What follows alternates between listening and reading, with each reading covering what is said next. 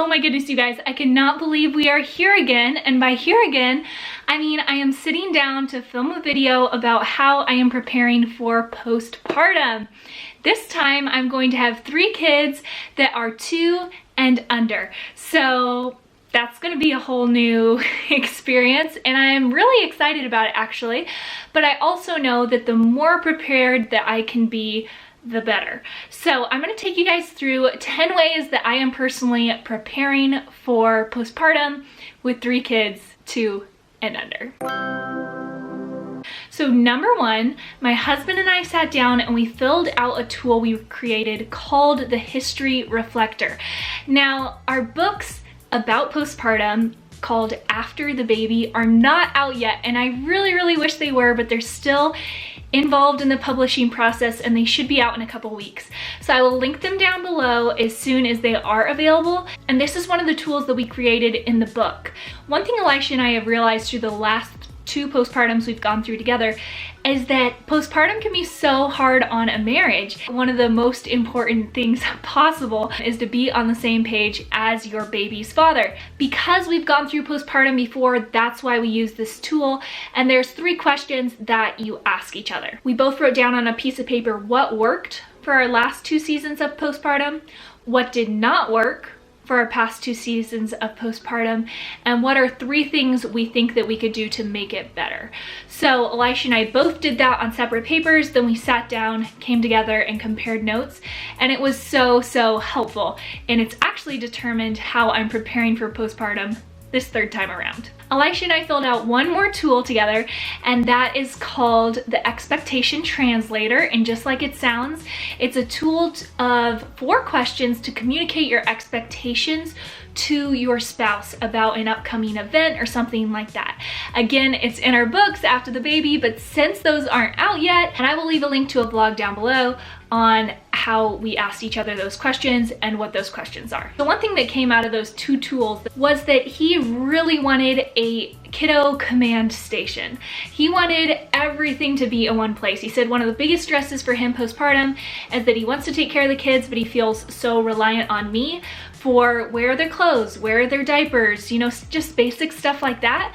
And so because of that, I created a command station downstairs in our coat closet, and it has Leon's clothes in one drawer, Lucy's clothes in one drawer, their shoes and their socks in one drawer, their diapers, wipes, and Leon's underwear.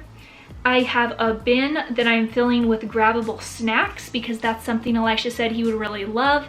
He was like, people come and bring meals, which is awesome, or you have casseroles pre-planned, but I would love to have grabbable snacks if I'm just taking the kids to the park or something like that. So I decided to put a bin of that in there.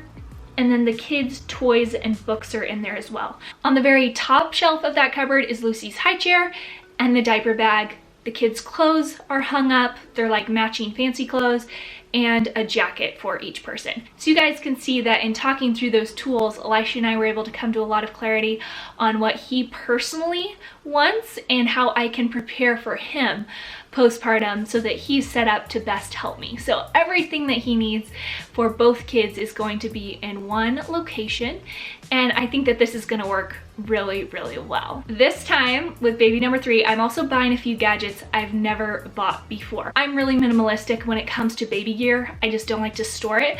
So for the past 2 kiddos, we've really just bought car seats. But this time there are 2 things I'm adding. One is I'm going to buy a baby monitor. I have never owned a baby monitor before, but I'm actually getting a baby monitor for Leon and Lucy's room because they share a room now, and there are so many times when I wish I could see through the door without actually opening up the door. I think they're kind of a little bit of a hazard with each other, and I just want to keep a closer eye on them. I really wish I had a way for you guys to comment and let me know what your favorite baby monitors are because I have not bought one yet. But if you guys could head to my Instagram, if there's one you really like, and let me know, that would be super helpful. One baby gadget that I did already add to my collection of baby items is the Instamed IQ thermometer.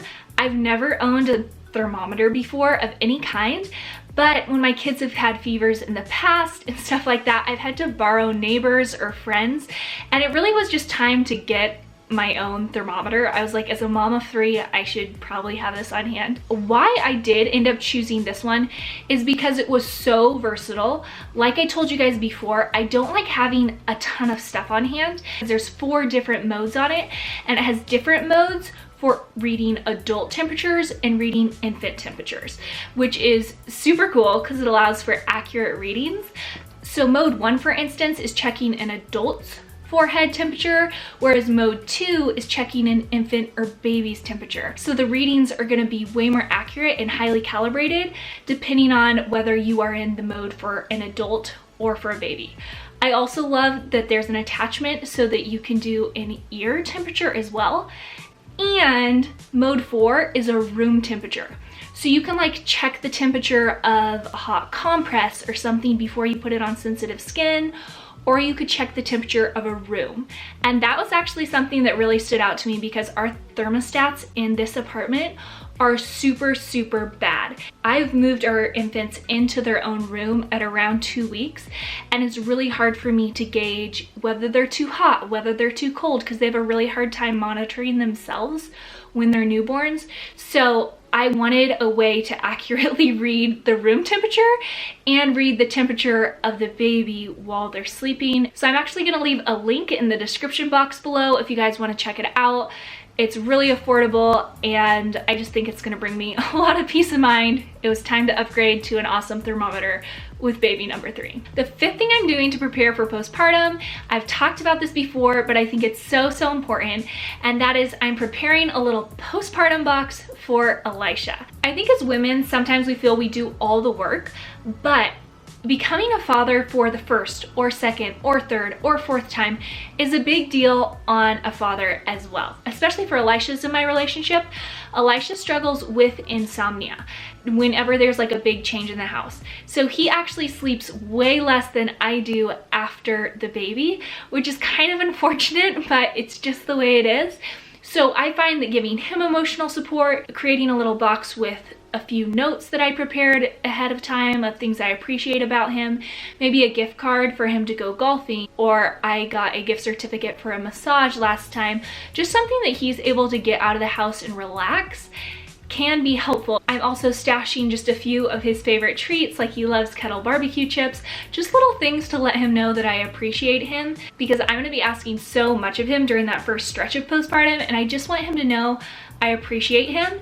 And it's gonna be really hard to let him know that after the baby because we're just gonna have so much going on. Okay, so another thing that I did this time that I have not done with the other 2 kiddos is create a postpartum calendar. On this postpartum calendar, I am not actually dating it because I don't know when the baby's going to come, obviously. So instead I am numbering it. So these are the days postpartum. So day 1 after the baby, day 2 after the baby. That's how I laid out this calendar, if you're kind of wondering. And what I basically put down are play dates. So I want to have certain people on call to take Leon and Lucy and take them on a play date, and maybe it's day 6 postpartum because Elisha goes back to work that day. I also have an incredible babysitter right now for my kiddos, and she is going to come over for 2 hours a day starting my 2nd week postpartum when Elisha goes back to work. Our church does an incredible job of doing a meal train, and so I put that on the calendar, as well as Tate and Tate catering orders. Elisha and I are not casserole people, so I did a meal plan and like pre-prepare food before with my other 2 kiddos, and a lot of it went bad because Elisha didn't want to eat it.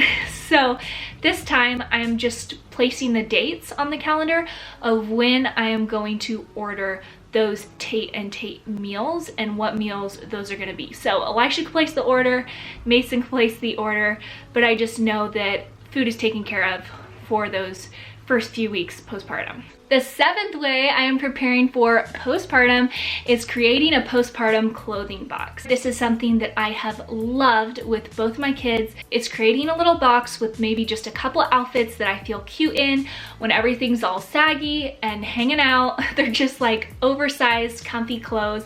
Also, I was given this incredible robe by Jana Handmade. I love it.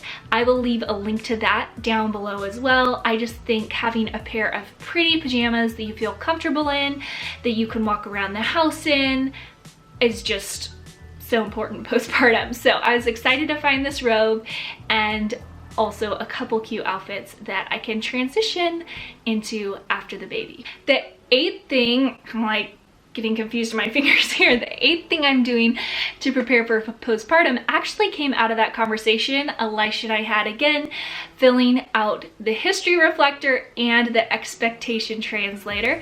And he said that one thing he really wished we had stocked up on better with baby number 1 and 2 are things like paper goods, Ziploc bags, wipies, garbage sacks, you know, just like all of the basic stuff. So I'm just going through laundry detergent, hand soap. I have a little list and I'm going through and making sure that we just have refills and are like totally stocked up on all those items. Okay, so that brings us to number 9, and that is label everything. As many things as you can label before you have the baby, do it. This has been a huge help. I did it with my 2nd child and it helped anyone who was over at our house. I was just able to say, okay, go check that closet. They were able to go in the closet and just see super clearly exactly what they needed to get. I'm really big on getting help postpartum. So I'm gonna have a lot of different people in my house and I want them to just be able to access whatever they're looking for super easily and not have me being like, oh yeah, I think I put it here, or like trying to describe where something is. There's just a big fat label on it. And finally, the 10th thing I'm doing to prepare for postpartum is to prep both of my toddlers.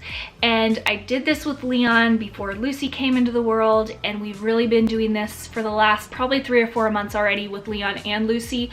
We have them on a really good schedule right now, so they know exactly when they get up, when they go to bed. We transitioned them to sleeping in the same room. They both do blanket time, which I will link a video down below on kind of what blanket time is. Lucy already is capable of doing blanket time at 1-year-old because she watches her older brother do it, and so she picks up faster. But you could also do this in a crib and basically just have your toddler contained and self-entertained, have them getting used to that so that you're able to nurse or do whatever you need to do. I tended to start at like 3 to 5 minutes and then gradually work my way up with both kiddos. Anyways, I hope that this video was helpful for you and that some of the ways I'm preparing for postpartum might jog your imagination for ways that you can prepare for your next baby. Don't forget to check the description box for any of the links I mentioned below, and I will see you guys in my next video.